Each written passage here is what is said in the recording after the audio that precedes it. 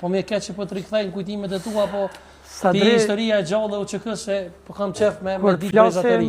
Kur të flasim për betejën e Koshorës, beteja e Koshorës është një betejë shumë e lavdishme, se sot në mesin tonë nuk I kem 114 dëshmorë të asaj beteje.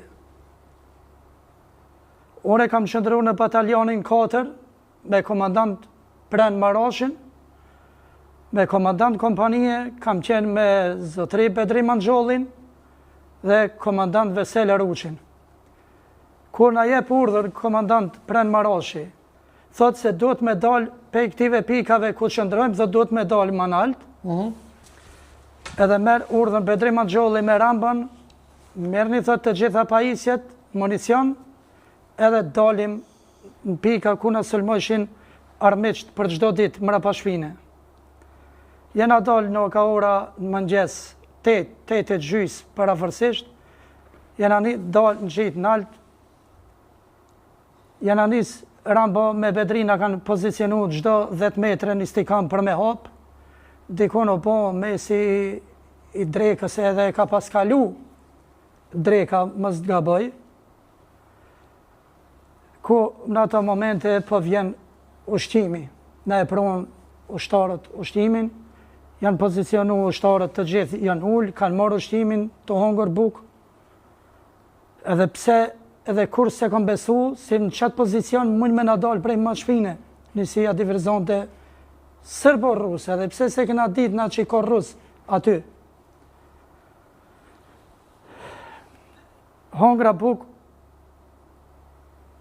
edhe lëshona për të pozicionit shkoj aty, po ndollë me 2-3 ushtarë faktikisht, se I kërkojnë djesë që s'ka mujt me e përmend në gjdet Kelmendin, e besnik Petrit Avdyli dhe Gani Bajrami. Edhe jam në komun, të bisedu më ata, më vjen një ushtim, thot kthej kryet mojtas. Tham Petrit, në gjdet Gani a foli dikush, tha jo shkup. Edhe në atë moment e kthej kryet, për e sho armiqt I pari edhe I dyti shumë ofër në këtë drejtim, pozicionit, I mbojnë armët, po kurse unë e kisha automatikun, karikator, bombat, kisha kështu për kame. Po gjendje ka dëshmërije. Edhe kur e hetoj që nuk janë tonë, në ato moment, ka një çfarë lisë jo shumë I madh, edhe pështetëm se si hapësira, edhe hapi zjarë në atë moment, edhe po piskas, komandant na kanë rretheku shkijet mrapa shpine. Në atë moment Veseli bërtet, thot nisja kongës Adem Jashari se gjitha shkit kena me nëzën gjallë, asë njës kena me lëshu. Qatë luftim, plumi par më kop dorën e majtë, në rrëdhë se po më vjen keq edhe pe nanave dëshmorve, fëmijëve dëshmorve, fëmijë që janë met jetima, ti tregoj, po këta janë dëshmit gjalla, do t'ja tregoj plagën, se këta janë plagë me krenari që jetoj për çdo ditë. Ja, këtu ku e keni, plumi ku I, këtu është dom dikun 15 cm, kam pas dorën e këputur, po ashtu kam pas plumin tjetër të barkut. Ja, këta janë dëshmit gjalla, mrapa shpine këtu në rrasë se fokusohet kamera, një më komandant në rrasë se ka mundësi, ja këtu domdumi, më ka domtu edhe zort. Këthe në pak në qështi. I që dorë.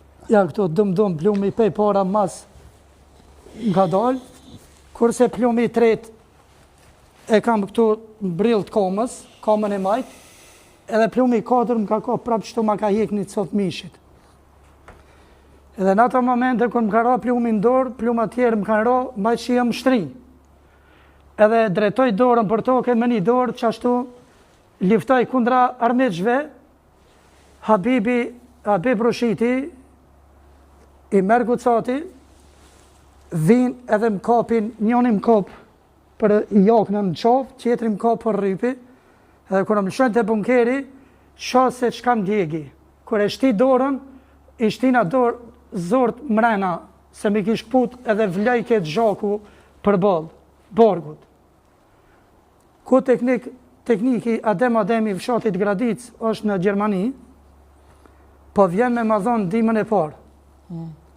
Edhe ja ka njës me më fashu, më përbarke, ka me kra, ma lidhi krahin e barkun, kur plagosët edhe Habibi hin luftime, edhe ai vjen aty, edhe ati mundohet Ademi mi u dhënë ndihmën e parë. Pas Habibit plagosët Roland Roma, djali në Sloveni. Po ashtu plagu edhe Demir Jakupi, një luftetar shumë i fort, i bjen blumi pej tokës si hinë qëtu në barkë. Edhe vjen tonë, e shoh përballë, tham, ulni se armiqt forcat serbi kem shumë ofër, se as 8-10 metre me thonë luftimet ka jenë zhvillu aty.